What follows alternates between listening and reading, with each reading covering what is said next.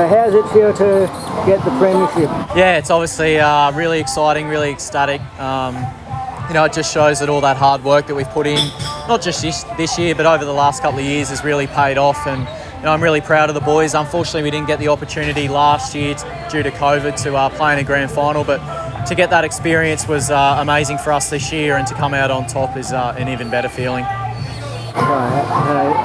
As I mentioned, you didn't play grand final last year because of the virus. Happy to at least get some cricket in for the grand final this year? Yeah, absolutely. I mean, we wanted a result. We wanted to take our chances and play a grand final, and we're fortunate that last week we put together a really good bowling innings and fielding innings, and managed to defend our 137, which was on the board. Obviously, today's inclement weather means there's no play today, but I think we fully deserve it after the weekend that we played last week, and also the semi-final. I thought we played a pretty good semi-final as well. What time did you call the game off today? I think it was probably around 9:30. Shuey came in and conceded the game. So, it's obviously feel disappointed for them. They were in the game. It was a pretty red-hot game, which was set up during the week. We were 4 down for 30 with only a lead of 50. So it was going to be a closely fought game in the second innings if we had have got on this week. But unfortunately, the weather during the week just meant there was no play today. And as you can see, the outfield resembles more of a swimming pool than a cricket field. So, we're glad we're on the right side of it. But I thought they played a really good semi-final as well, and it was 2 really good teams going at it.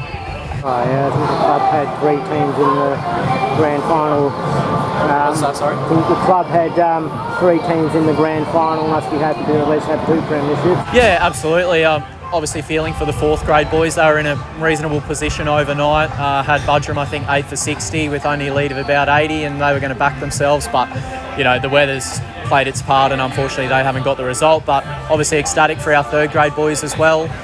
Bit of a change in that team this year. They had a few of the older boys drop back there, and they've played a really good season. I think they finished first by a fair way. So, it'll be good celebrations at the club tonight with 2 premierships and 4 one-day premierships to celebrate earlier in the year. And, another really successful year for the club. Keeping at least the fast bulk of the 1st grade guys together next season? Yeah, I guess you never know. We're sort of one of those clubs where our demographic is we've got a lot of guys around sort of that 18 to 22 age, and things can change pretty quickly in your life at that age. Boys go off to Brisbane to study, and girlfriends and other sports and all that sort of stuff starts to take over. So you never know. I think it's important for the guys to have 3 or 4 months off before we start pre-season again, and we'll see where they're at. But I dare say, like I said, with our demographic, there'll be a little bit of change. A couple of guys will maybe move on to bigger and better things, potentially playing grade cricket and things like that.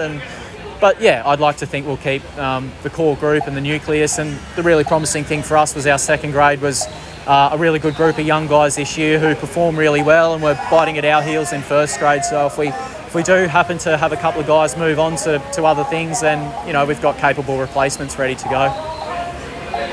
That's all, Pat. Go the Swannies.